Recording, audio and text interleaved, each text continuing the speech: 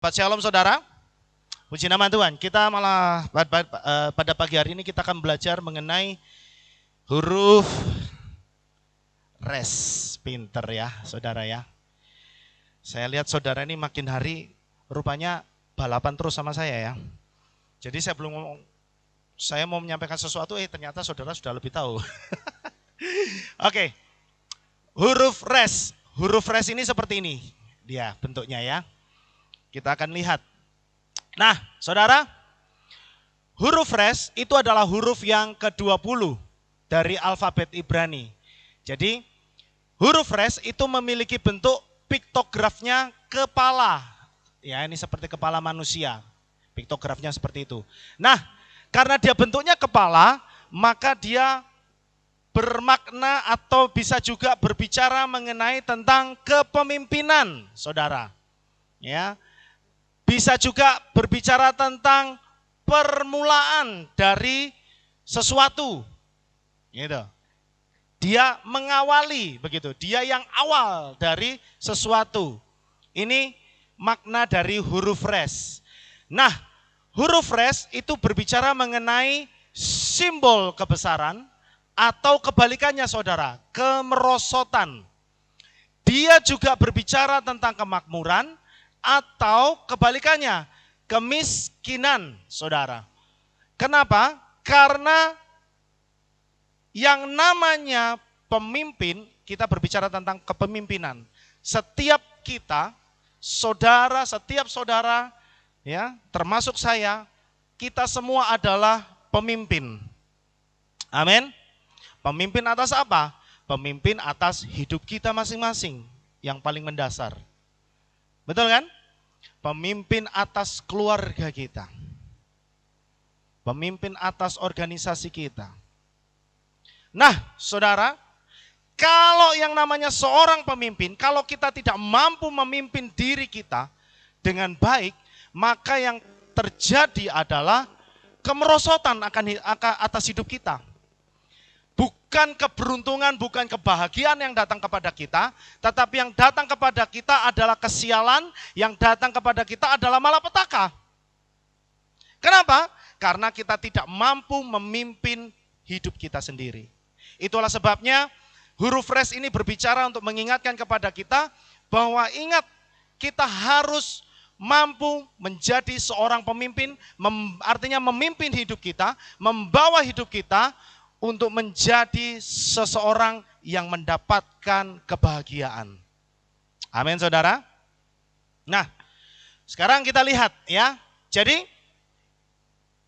huruf res itu bisa juga dikaitkan dengan kata ras. Ya, ras, ini res dan sin. Itu dia membentuk kata ras yang artinya malang, sial, miskin. Tetapi ketika kata ras itu ditambah dengan huruf alef di tengah menjadi ros atau kepala atau yang pertama, maka maknanya berubah drastis atau upgrade menjadi kebalikannya. Kata ras itu artinya miskin, sial, malang. Tetapi ketika ditaruh di tengahnya ada huruf alef, maka dia langsung artinya berubah menjadi kepala. Maknanya apa saudara? Ya, di dalam kemalangan seseorang, kalau ada, ingat huruf alef itu selalu mewakili apa? Bapa Yahweh, Elohim, El, Alef yang maha kuat. Jadi, meskipun seseorang itu ada di dalam kemiskinan, seseorang itu ada di dalam kegagalan, tapi kalau ada Bapa Yahweh di dalamnya, pasti orang itu akan dibuat menjadi kebalikannya. Menjadi orang yang berhasil, menjadi orang yang hebat, begitu maksudnya. Amin, saudara.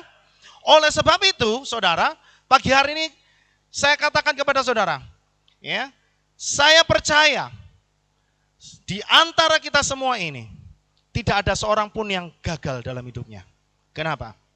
Karena ada Bapa Yahweh. Karena ada Tuhan di dalam hidup kita. Oleh sebab itu saudara, yang harus kita lakukan adalah kita mengawali hari kita dengan penuh rasa syukur. Kenapa? Karena kita merasakan kehadiran Bapa Yahweh ada di dalam hidup kita. Amin. Ya. Jadi jangan lagi berpikir aku akan makan apa hari ini. Ya. Dari mana aku dapat duit hari ini? Tapi percayalah, ya, ketika ada Bapa Yahweh di dalam hidup kita, maka saudara akan mengawali hidup saudara pagi hari ini dengan penuh kesuksesan, dengan penuh keberuntungan. Kenapa? Karena ada oknum Bapa Yahweh sendiri di dalam hidup saudara, ya. Amin. Ya. Oke, sekarang kita lihat.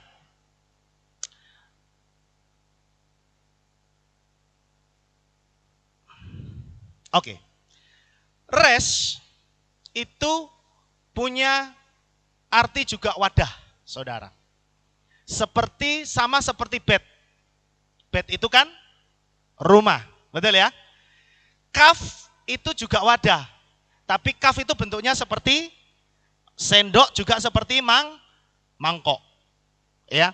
Rest itu juga wadah. Tapi bedanya dengan bed dan kaf, kalau bed dan kaf itu sifatnya wadah yang ada di bawah. Begini, menopang. Ya, ya kan? Mangkok itu kan untuk menopang makanan, toh? Sendok untuk menopang makanan. Ya, rumah juga untuk menopang, kan begitu kasarnya. Tapi rest itu angka gematrinya 200, saudara ya. Jadi kalau bed 2, kaf itu 20, rest itu 200. Nah, rest itu mewakili juga wadah maknanya. Namun dalam pengertian wadah yang menudungi. Kalau tadi kaf dan bed itu kan di bawah. Kalau ini dia ada di atas sebagai tudung. Makanya rest itu disebut sebagai kepala. Ya. Nah, ini bermakna apa saudara? Ya, wadah yang menudungi. Itu melindungi, dia sifatnya melindungi, memberi pengertian karena dia dekat dengan kepala, maka dia bersifat dekat dengan hikmat. Ya. Bermakna hikmat yang dari atas, yang tidak terjangkau oleh pikiran manusia yang terbatas. Artinya huruf res itu adalah tudung dari Roh Kudus sendiri, saudara, yang menaungi hidup kita. Dia yang memberikan, dia yang mengarahkan hidup kita supaya hidup kita itu jadi benar gitu. Amin. Jadi orang-orang yang ada di dalam Bapa Yahweh pasti hidupnya ada di bawah tudungnya Bapa Yahweh. Amin, saudara. Nah, itu artinya seperti itu. Jadi saudara, kita percaya bahwa setiap kita itu selalu disertai atau diberikan hikmat yang dari Bapa Yahweh sendiri gitu. Dia yang menuntun hidup kita sebagai tudung yang melindungi gitu maksudnya. Tudung yang memberikan hikmat supaya kita itu tidak ketemu dengan kesialan, supaya kita tidak ketemu dengan malapetaka. Begitu. Jadi, saudara, pagi hari ini kita harus paham bahwa hidup kita itu selalu ditudungi oleh Roh Kudus. Dimanapun kita berada, saudara itu selalu disertai dengan Roh Kudus. Karena itulah yang Tuhan janjikan buat kita. Itu yang Tuhan berikan buat kita sebagai tudung atas hidup kita. Ya. Luar biasa, saudara ya. Jadi huruf res ini mengingatkan kita kembali bahwa betapa Tuhan itu sangat menyayangi kita. Sehingga dia selalu melindungi kita dari atas, samping kanan, samping kiri, muka belakang. Lengkap. Ya. Orang yang ditudungi oleh roh Elohim itu pasti pikirannya jadi bijaksana. Dan pasti orangnya itu rendah hati, saudara. Amin. Ya. Jadi mengajarkan kepada kita supaya kita itu ingat kalau lagi emosi, ada Tuhan nih, gitu. Ada Roh Kudus nih. Saya kan sudah miliknya Bapak Yahweh. Ya. Jadi fungsinya Roh Kudus itu adalah membuat hati kita itu adem, saudara. Membuat pikiran kita itu jadi tenang. Gitu. Nah, itu yang diajarkan oleh makna dari huruf res. Nah, huruf res itu dipakai untuk kata yang negatif, yaitu kejahatan. Karena kata untuk orang jahat itu rasya, reshin dan ayin, rasya. Nah, itu dimulai dengan huruf res. Ketika orang yang jahat ingin mengkoreksi tingkah lakunya yang buruk untuk kembali menjadi orang yang baik, maka yang dia lakukan adalah mundur selangkah. Nah, mungkin saudara agak bingung apa maksudnya mundur selangkah. Saudara bisa perhatikan, di sini ada huruf alef sampai tau. Alef, bet, gimel, dalet, he, waw, sayin, ket, tet, yot, kaf, lamet, ya kan? Menurut sampai di sini kof. Setelah kof apa? Res. Nah, kemarin Sabtu, hari Sabat yang lalu, kita bicara tentang kof. Kof ini selalu identik dengan kata apa? Kados. Kados itu artinya apa? Kudus. Nah, saudara, kalau ada orang yang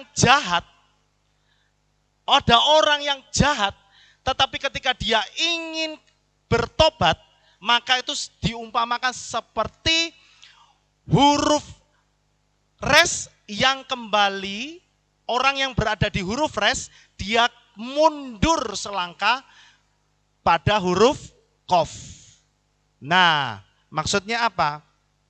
Saudara, mungkin saudara pernah dengar ada kata retreat. Ya kan? Retreat. Retreat itu untuk apa sih sebenarnya? Kenapa orang dalam sebuah ibadah kadang-kadang perlu diadakan sebuah retreat begitu? Retreat pelayan Tuhan, retreat apa tuh retreat itu? Mungkin saudara pernah sering dengar kata retreat. Tapi tahu enggak artinya retreat itu apa? Penyegaran. Retreat itu artinya mundur, saudara.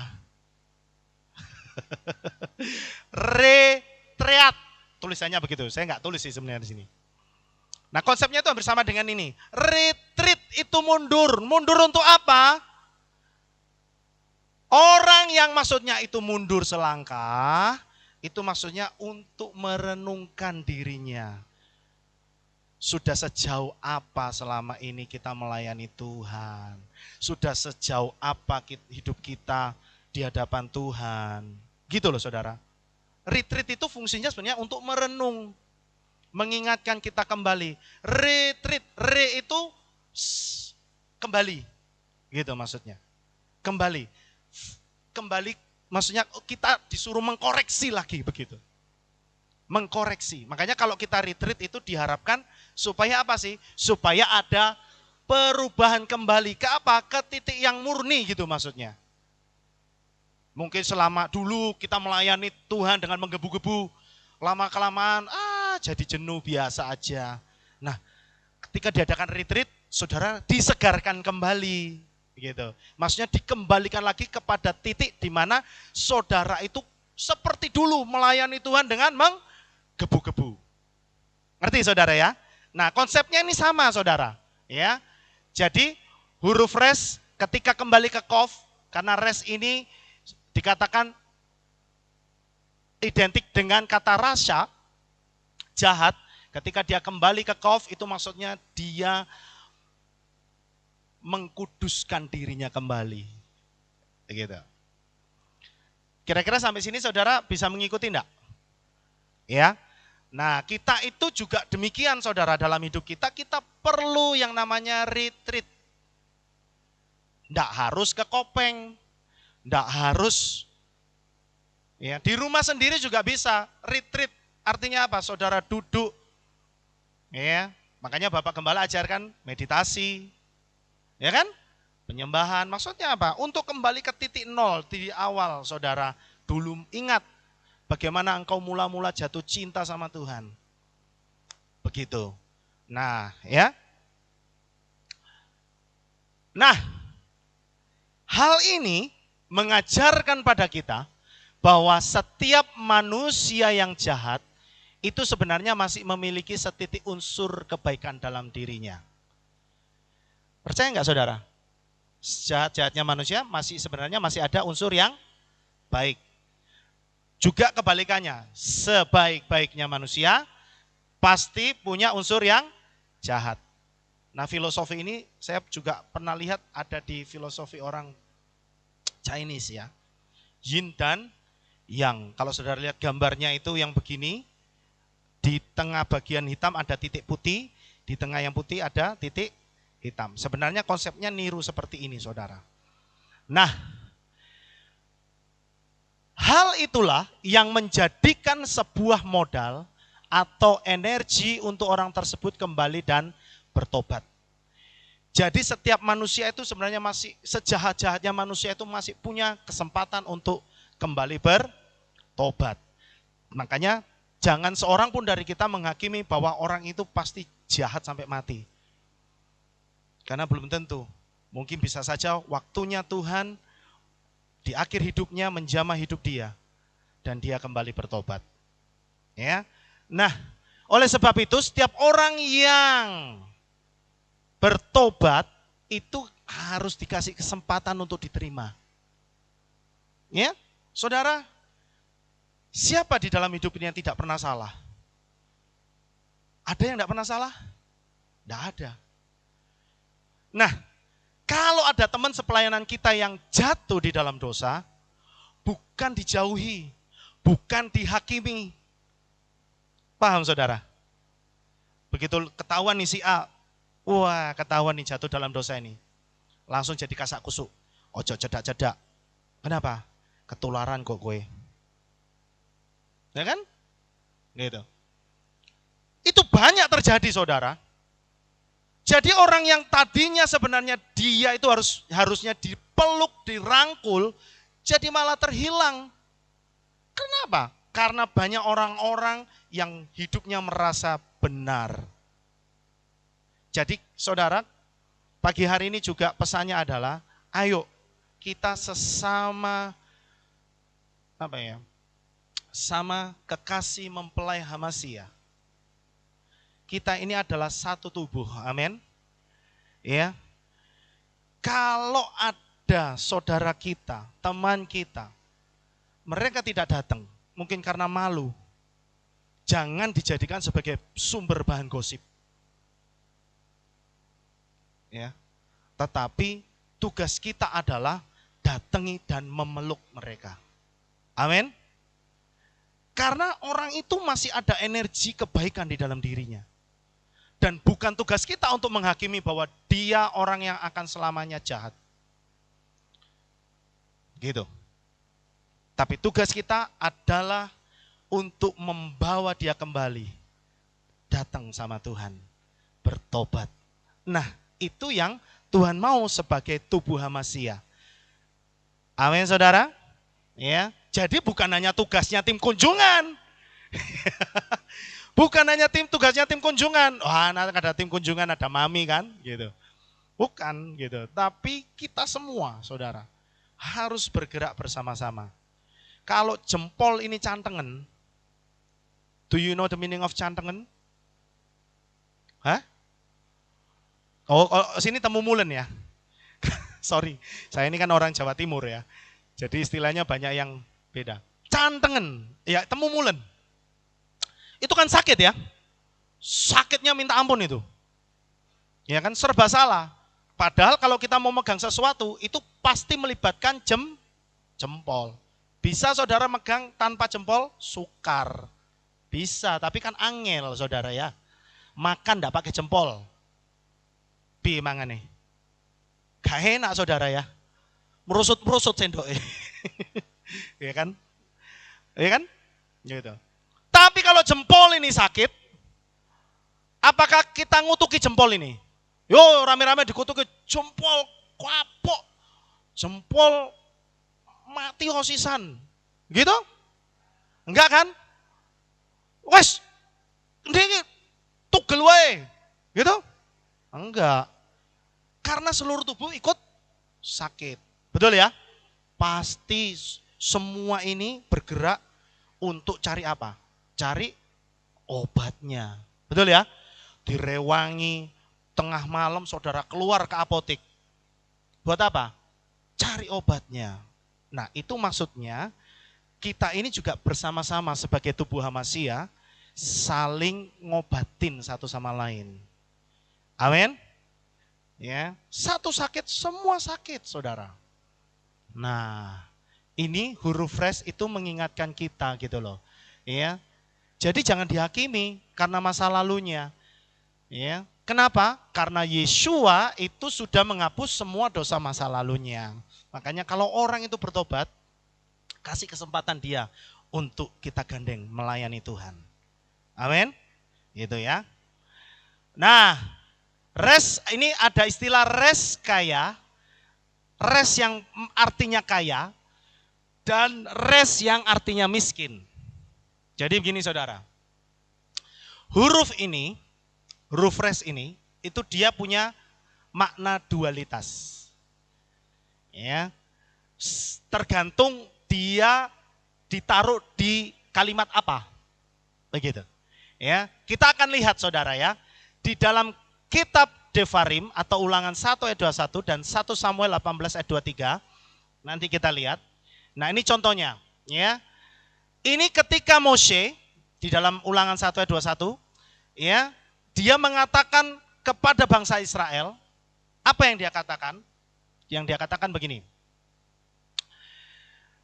Re'enatan Yahweh Eloheka levaneka et hares ale resh. Perhatikan kata res, ya kan? Dan ini saudara selanjutnya saya pikir tidak perlu saya baca. Lihatlah Yahweh Elohimu telah menyediakan negeri itu di hadapanmu.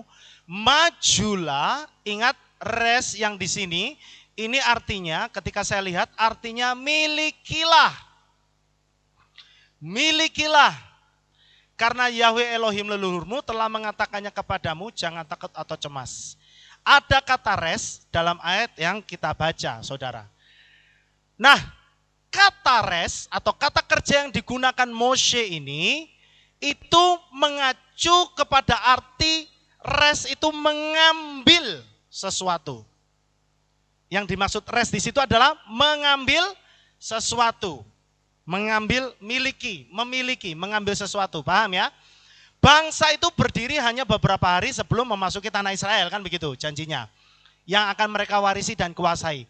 Kata res yang dimaksud ini adalah mengambil kekayaan, gitu maksud. Milikilah, apa yang dimiliki? Yang harus dimiliki oleh orang Israel apa? Janjinya Bapak Yahweh, yaitu tanah perjanjian. Jadi res yang dimaksudkan di sini adalah berbicara tentang warisan kekayaan.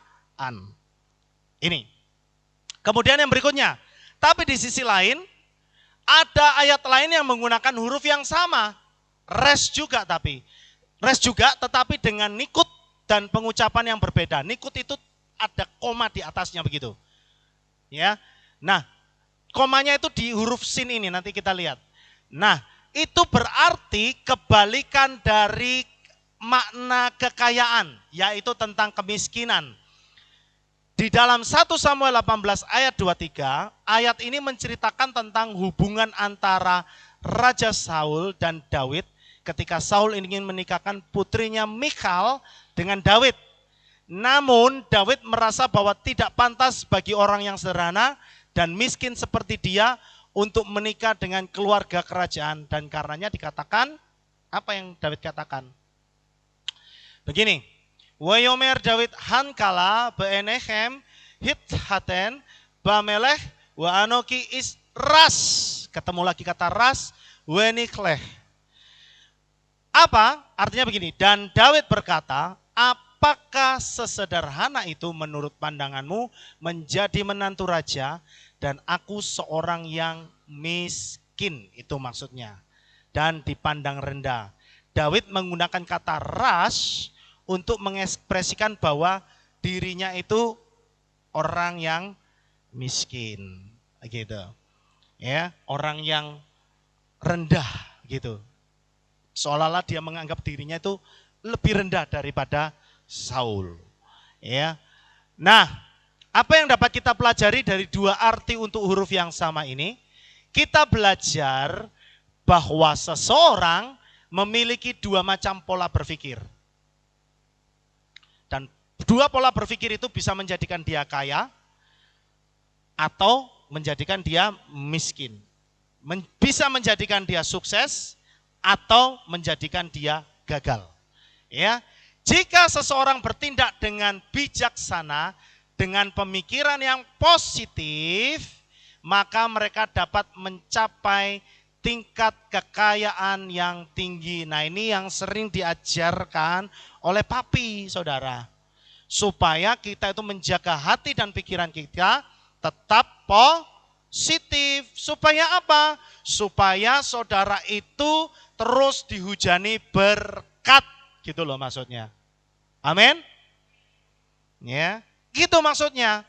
Tetapi di sisi lain, jika seseorang itu menyerah pada dirinya sendiri dan mengarahkan hidupnya ke tingkat spiritual yang rendah. Apa tingkat spiritual yang rendah? Tingkat spiritual yang rendah itu artinya sudah kecewa sama Tuhan, gitu, nggak mau pelayanan lagi. Nah, ini menuju ke tingkat spiritual yang rendah, maka dikatakan dia akan menjadi orang yang model kedua, ras yang miskin. Tentu kita kepingin semua menjadi orang-orang yang diberkati, orang-orang yang berbahagia. Amin. Oleh sebab itu saudara jaga hati dan pikiran kita. Amin. Supaya untuk tetap apa? Tetap bersukacita, tetap happy. Amin. Tetap bahagia, nikmati hidup ini penuh dengan senyuman. Ya kan? Saudara, ada enggak yang sehari-hari sukar untuk tertawa?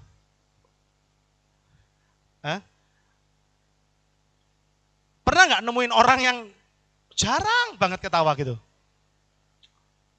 Ada? Pernah ya?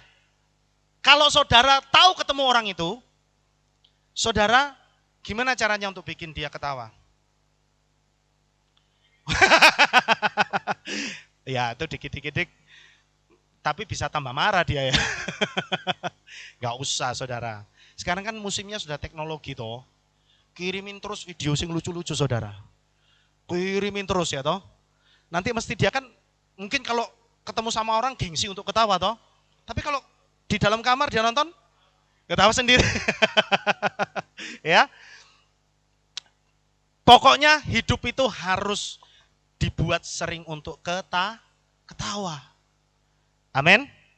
Ya. Bentuk huruf res itu seperti kepala orang yang sedang membungkuk. Nah kan res itu kan begini terus begini ya. Seperti orang yang membungkuk. Nah ini bermakna tentang kerendah hatian. Ya, sekali lagi kita diingatkan lagi tentang kerendah hatian. Jadi ini bermakna tentang kerendah hatian seseorang dalam melayani. Nah, ini ditunjukkan oleh Tuhan, oleh Bapa Yahweh sendiri. Di dalam apa saudara? Saudara kita bisa lihat di dalam kitab Hosea pasal 11 ayat 4 dikatakan, aku menarik mereka dengan tali-tali manusia, dengan ikatan kasih. Bagi mereka, aku seperti orang-orang yang melepaskan kekang pada rahang mereka dan membungkuk memberi mereka makan. Nah, kata membungkuk ini saudara, itu diartikan bahwa Bapa Yahweh sendiri itu ketika dia menyelamatkan orang Israel, menarik orang Israel keluar dari Misraim, dia melakukannya bukan pakai tangan orang lain, tapi tangannya sendiri. Paham maksudnya? Bapa Yahweh sendiri yang turun tangan dengan rendah hati. Gitu. Ini ayatnya ngomong begini, ya tahu? Membungkuk memberi mereka makan. Nah, saudara, kalau ini sedikit menyimpang ya. Ada sesuatu yang menarik dari ayat ini, saudara. Yaitu kata tali-tali manusia. Apa sih tali-tali manusia itu? Apa tuh tali-tali manusia? Aku mengikat mereka dengan tali-tali manusia. Nah, tali-tali manusia itu dalam bahasa Ibrani disebut behable Adam. Jadi tali-tali manusia itu behable Adam. Dan dalam bahasa Inggris dikatakan with a cord of a man. Cord itu tali. Tapi cord itu berbeda dengan rope. Rope juga tali, saudara. Sedikit lagi bisa saudara ya. Cord itu tali, tapi cord itu berbeda dengan rope. Sama-sama tali, saudara. Tapi rope itu tali yang keras, seperti tali tambang. Tali yang untuk mengikat kapal itu talinya harus keras gitu, saudara. Tapi cord itu talinya lentur, melur. Tahu ya? Melur, saudara. Tapi kekuatannya juga sama kuat, saudara. Nah, Tuhan Bapak Yahweh pakai kata cord, behable, itu cord, itu maksudnya adalah tali yang lentur. Artinya apa? Ketika Tuhan itu menarik atau mengendalikan umatnya, itu bukan dengan cara yang keras sebenarnya. Tapi dengan cara yang fleksibel. Dengan cara yang lebih, lebih lembut lah maksudnya begitu. Lebih bisa toleran. Contohnya apa, saudara? Waktu orang Israel dikasih mana? Ngomel toh? Suwe-suwe bosan ngomel. Tuhan masih fleksibel. Dikasihlah burung puyuh. Enak toh? Enak loh, saudara. Tapi kalau Tuhan pakai cara yang keras, ya toh, dikasih mana? Begot. Besok malah gak dapat mana. Makan angin, ya kan? Tapi Tuhan tidak begitu. Dia pakai cara yang lembut. Nah, itu yang Tuhan lakukan juga buat kita, saudara. Ketika kita mulai melenceng nih keluar, Tuhan tarik kita dengan cara yang lembut. Betul? Betul ya? Tapi saya masih begot, beler, masih pakai lembut lagi, saudara. Tapi ingat, ketika domba itu sudah beler mau masuk jurang, nah, untuk apa? Supaya ingat, saudara. Amin. Ya, makanya lek beler ojo suwe-suwe. Ya, nek beler ojo suwe-suwe, cepet balik, saudara. Amin. Ya. Nah, apa maksudnya tali manusia? Bapak Yahweh itu menarik, menuntun umat Israel dengan segala cara yang dapat dimengerti oleh manusia, gitu loh maksudnya. Tuhan itu kepingin ngasih tahu, menarik umat Israel untuk memberikan pengertian kepada mereka dengan segala macam cara yang mereka ngerti. Nah, saya kasih contoh ketika Bapak Yahweh menyatakan diri dalam bentuk api kepada Moshe, ya kan? Sebenarnya itu sebagai salah satu cara Tuhan untuk membuat Moshe mengerti bahwa api itu adalah dewa tertinggi bangsa Mesir. Gitu, saudara. Karena pengertian Moshe pada saat itu adalah dewa yang tertinggi itu apa? Api, gitu. Karena dia belum tahu siapa itu Bapak Yahweh. Sampai ketika Bapak Yahweh menyatakan dirinya. Gitu, ya. Sehingga Moshe tahu bahwa Yahweh adalah sesembahan yang tertinggi. Menurut pengertiannya saat itu. Begitu. Jadi, itulah cara Tuhan untuk menarik umat Israel. Ya.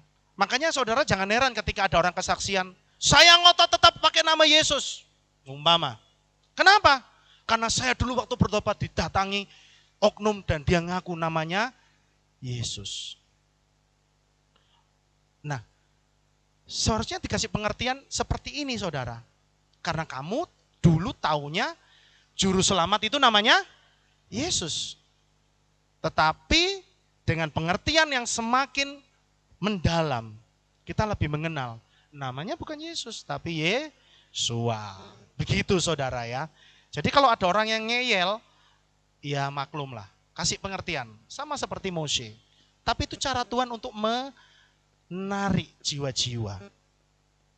Gitu. Nah, hal ini juga berbicara mengenai tanggung jawab dalam mengiring Tuhan, saudara. Di dalam kitab Matai atau Matius 11:29 ayat 30, ini Yesua ngomong, "Pikulah kukku atasmu dan belajarlah dariku, sebab aku lemah lembut dan rendah hati, dan kamu akan mendapatkan kelegaan bagi jiwamu, karena kukku itu nyaman dan bebanku itu ringan." Sekali lagi, tadi Bapak Yahweh ngomong tentang tali-tali manusia, itu bicara tentang pengendalian. Pengendalian. Kuk itu berbicara juga sebenarnya tentang pengendalian. Juga berbicara tentang beban. Nah, ini berhubungan semua dengan huruf res. Ya. Sesuatu yang di atas kepala kita ini, tudung dari Elohim ini, tujuannya adalah untuk membuat hidup kita itu terkendali. Ya. Jadi saudara, kita harus tahu bahwa hidup kita itu selalu disertai oleh Roh Tuhan. Jadi percayalah bahwa apa yang saudara kerjakan itu akan selalu dibuat oleh Bapa Yahweh menjadi berhasil. Kenapa? Karena disertai. Nah, makanya ini juga berbicara mengenai tanggung jawab, pengendalian diri. Hidup kita itu harus kita pertanggungjawabkan di hadapan Tuhan. Ya, apa yang saudara sudah bisa kerjakan buat Bapa Yahweh selama hidup ini, itu tanggung jawab saudara loh. Saudara harus mempertanggungjawabkannya loh. Ya, jangan sampai ketika sudah mau lenggak-lenggak begini, baru ngomong, baru iling, aku belum melakukan apa-apa buat Tuhan. Terus janji, kalau sembuh saya mau kasep. Nah, mumpung saya seger, mumpung masih belum pikun, loh ya kan? Saudara kasih buat Tuhan. Amin. Iya kan? Itu maksudnya begitu loh. Ya, itu bentuk salah satu tanggung jawab kita, saudara. Nah, pagi hari ini saudara, ya, oleh sebab itu res atau kepala itu berbicara mengenai seorang pemimpin yang diberikan beban tanggung jawab untuk membawa atau mengendalikan hidupnya di hadapan Bapa Yahweh sebagai sebuah persembahan yang berkenan. Nah, kata res sama dengan kata ros. Res alef sin. Ros itu tulisannya sama, res alef sin. Ketika kita melihat kata pertama dalam Torah, kata pertama dalam Torah itu bunyinya Bereshit. Makanya ini bunyinya Bereshit bara Elohim. Kejadian 1 ayat 1. Perhatikan huruf bet. Bet itu kan rumah. Sebelum kata res, nah Bereshit. Shit ini kan. Bereshit. Res alef sin artinya kepala. Jadi kalau kita gabungkan bet res ini, jadi kata Bereshit menunjukkan bahwa Elohim Yahweh adalah kepala dalam rumah kehidupan ini. Gitu saudara. Ya. Huruf res adalah kepala yang membungkuk, artinya adalah seorang pemimpin yang melayani. Nah, hal ini sudah dilakukan oleh raja di atas segala raja. Siapa saudara? Yesua. Yesua adalah seorang pemimpin yang melayani dengan rendah hati. Saudara bisa baca di dalam Markus 10 ayat 45. Dikatakan, sebab anak manusia pun datang tidak untuk dilayani, melainkan untuk melayani dan untuk memberikan jiwanya sebagai harga tebusan ganti banyak orang. Jadi Yesua sendiri sudah memberikan contoh bahwa dia seorang kepala, tetapi kepala yang rendah hati, yang mau melayani. Jadi pagi hari ini saudara, pesan daripada huruf res, ayo saudara semua itu dipakai oleh Tuhan menjadi seorang pemimpin. tetapi pakailah hidup saudara untuk melayani Tuhan dan sesama. Amin. Dan percayalah, hidup saudara akan semakin diberkati. Bapak Yahweh memberkati saudara sekalian. Mari sama-sama kita berdoa. Terima kasih Bapak Yahweh, pagi hari ini kami belajar satu huruf lagi tentang huruf res. Kami mau Tuhan, supaya hidup kami dikendalikan oleh Roh-Mu Bapa. Supaya kami tidak menjadi orang yang liar Bapa. Tapi kami mau Tuhan diarahkan untuk hidup kami semakin hari semakin benar. Terima kasih Bapak Yahweh, sertai kami selalu Tuhan. Karena kami percaya ketika Engkau menyertai kami, Engkau membuat perjalanan hidup kami menjadi berhasil. Terima kasih Bapak Yahweh, memberkati kami semua yang hadir pagi hari ini maupun yang live streaming di seluruh dunia Bapak. Engkau memberkati mereka juga. Terima kasih Bapak Yahweh, di dalam nama Adonai Yeshua HaMashiach, kami mengucap syukur dan berdoa. Sama-sama kita katakan, amin. Kita akan mendengarkan pengumuman saudara. Shalom. Kita berjumpa kembali dalam Aleph Tau Breaking News. Berikut akan kami sampaikan pengumuman untuk minggu ini. Info 7 Hari Raya. Hadirilah hari raya yang ditetapkan oleh Bapa Yahweh. Hari Raya Shavuot yang akan dilaksanakan pada hari Minggu 16 Mei 2021 pukul 5 sore dengan tema Berjalanlah dalam Torah Yahweh, bersukalah dalam kebaikannya. Ibadah Minggu pagi digabung sore. Info multimedia. Bagi Bapak atau Ibu dan Saudara yang rindu melayani di bidang multimedia, LCD, kameramen, editor, dan live streaming, dapat menghubungi Saudari Welly dengan nomor 0882 2533 9832. Demikianlah pengumuman untuk minggu ini. Sukacita berlimpah dan sukses besar untuk saudara. Bapak Yahweh memberkati. Ya, baik, saya serahkan kepada Bapak Gembala. Mari saudara, kita akan bangkit berdiri, kita tutup dalam doa. Terima kasih Bapak Yahweh, selesai sudah ibadah kami pada pagi ini. Bentar kami mau pulang, Tuhan jaga lindungi kami sampai di rumah dengan selamat. Pertemukan kembali esok untuk kami bersama-sama dapat memuji dan meninggikan Engkau. Terima kasih ya Tuhan, inilah doa syukur yang kami naikkan kepadamu.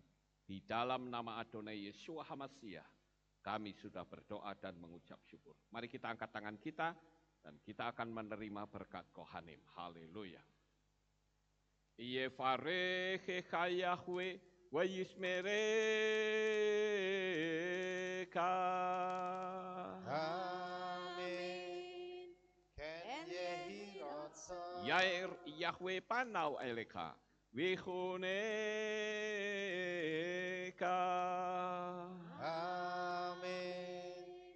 Ken yehi rotso. Yesa Yahweh panau eleka wa yashem lecha shalom. Amen. Ken yehi rotso. Baruk atapair ufaruk atabat sadeh. Engkau akan diberkati di kota dan kau akan diberkati di ladang. Amin. Baruk peripit nih kau friat mat kau frifahem teka shekar ala peka westerotsoneka. Berkatilah buah kandunganmu, diberkati hasil bumimu, diberkati hasil ternakmu, anak-anak lembumu dan anak-anak dombamu. Amin. Baruk tan akhau misyarteka, diberkatilah bakulmu dan tempat adonanmu. Amin. Baruk ata boboy, kau faruk ata beserteka, dan kau akan diberkati pada waktu kau masuk, dan kau akan diberkati pada waktu kau keluar. Amin. Baruk ata Yahweh Elohenu melek haolam. Besem Yeshua HaMashiach wa Ruach HaKodes kile olam faed. Kami sudah berdoa dan mengucap syukur. Amin. Haleluya.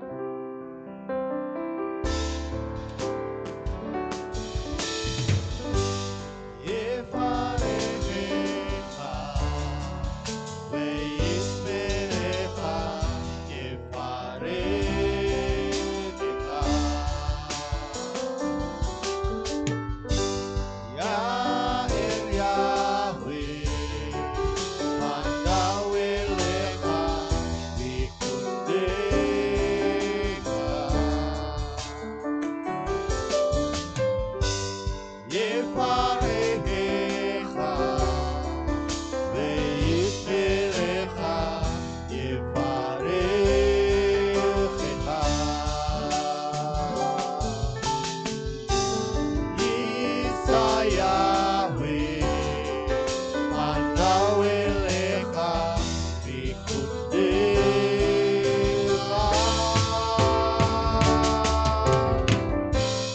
Be'asem Lecha, Shalom, Shalom. Be'asem Lecha, Shalom, Shalom. Yeparechecha, ve'yifnecha, Yeparechecha. Sahabat Salom, selamat pagi. Bapak Yahweh memberkati. Amin.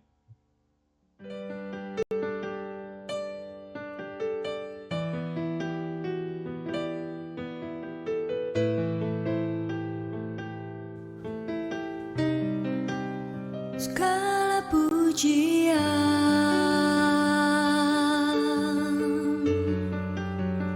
hanya untuk-Mu Tuhan,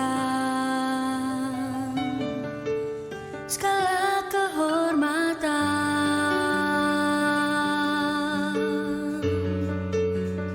juga punya-Mu Tuhan. Dari puncak tertinggi sampai lembah terlandai, semua karya kasih cinta-Mu,